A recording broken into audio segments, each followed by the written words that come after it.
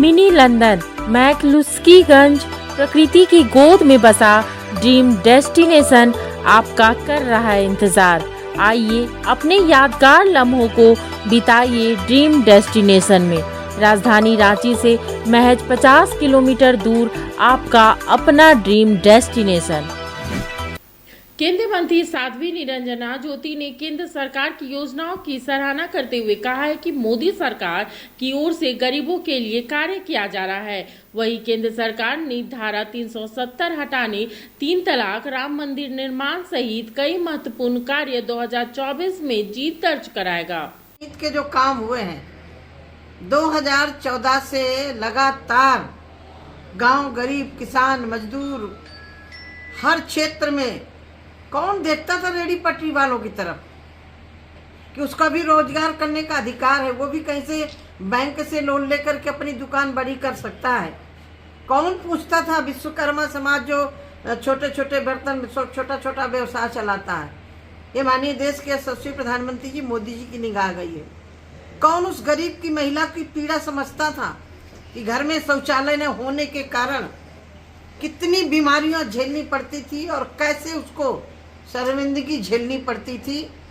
क्योंकि मैं भी एक गरीब बाप की बेटी हूँ तो मुझे मालूम है कि गरीबी क्या होती है, जिसके पक्की छत नहीं होती, शौचालय नहीं होता, गैस चूल्हा नहीं होता, बीमारी के लिए आयुष्मान कार्ड नहीं होता।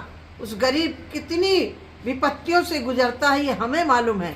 ये सोने का चम्मच लेकर के पैदा होने वालों को नहीं मालूम होगा कि हम भारतीय जनता पार्टी आस्था के केंद्र बिंदुओं को आस्था मानती है। एजेंडा हमारा विकास है, एजेंडा हमारा है गरीबों के लिए काम करना, एजेंडा हमारा है देश के नागरिकों को सुरक्षा देना।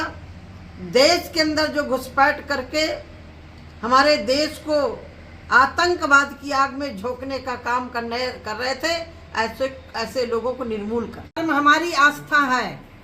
और जो कमेंट हमारी भारतीय जनता पार्टी ने आस्था के केंद्र बिंदुओं का उद्धार किया है और जिस देश में रह रहे हैं उनका उद्धार होना ही चाहिए था।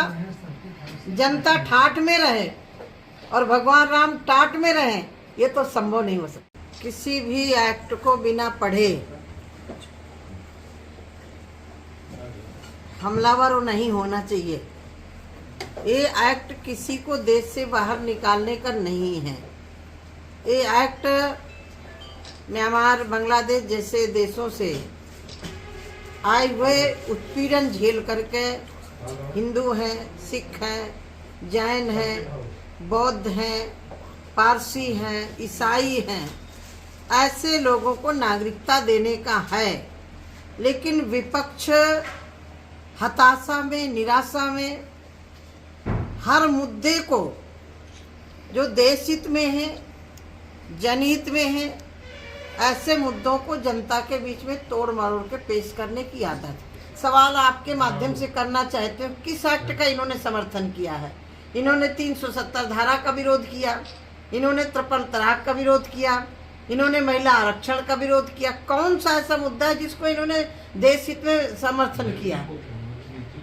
इनको देश हित में कोई भी मुद्दा आता है उसका उनको विरोध ही करना है। इसीलिए विपक्ष अब की बार विपक्ष में पहले भी नहीं बैठने लगता, अब और नहीं बचे। जब टूटती है आस, जब थकती है सांस, जब रूठते हैं अपने, मुंह मोड़ता है जमाना, जब अंगड़ाई लेता है संकल्प, फिर बनती है कहानी, बनते हैं अनमिट निशान। देखिए मेरे साथ संघर्ष की दास्तान।